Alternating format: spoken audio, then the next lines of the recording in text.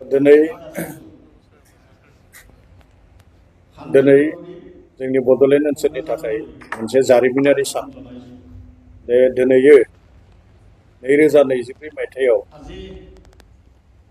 आसामाव जि Assam civil service pass खालामनाय सा 82 सा पास खालामग्रा सुबुंफोरखौ दिनै बड'लेण्ड एडमिनिस्ट्रेटिभ स्टाफ कलेजाव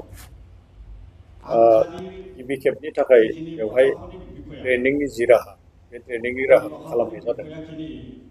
आरो एडमिनिस्ट्रेटिभ स्टाफ कलेज बे एडमिनिस्ट्रेटिभ स्टाफ कलेजा 2020 मायथाइनि 27 जानुवारि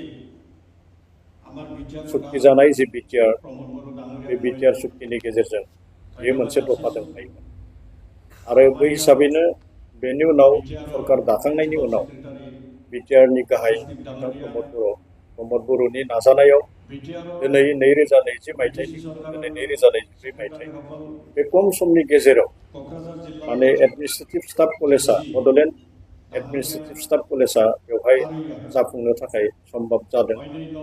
आरो बेवहाय गासै आसामनिनो 2024 मायथाइयाव पास खालामनाय एसिएस बिथांमोना बेवहाय ट्रेनिं लादों। आरो बे ट्रेनिंआव गाहायै 6 सिडिउल ओनसोलाव बेनि जि खुंथाय बे खुंथाया माबायदिहै जायो बेनि सायाव फोरोंथाय होनाय। आरो मोननै राव, मोनसे जाहैबाय बर' राव आरो गुबुन मोनसेया जाहैबाय मिसिं राव। बे बर' आरो मिसिं रावनि सायाव बेवहाय फोरोंथाय होनाय जागोन। आरो बेखौ मोनथाम जि आयदा बे मोनथाम आयदाखौ लानानै दिनै क'क्राझार बिटिआरनि बड'लेण्डनि क'क्राझार ओनसोलाव थानाय बड'लेण्ड एडमिनिस्ट्रेटिभ जि स्टाफ कलेज बे स्टाफ कलेजाव बेखौ होनाय जागोन।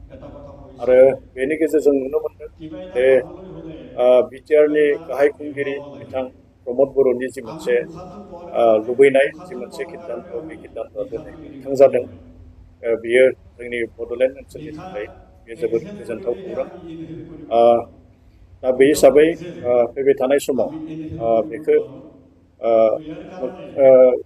बेखौ मोनसे जौगा महरजों लांनो थाखाय नैबे आथिखालाव बिटिआर सरकारा बेनि सायाव खामानि मावबाय थानायखौ नुनो मोनदों। आरो बे बिटिआर सरकारा बेखौ मोनसे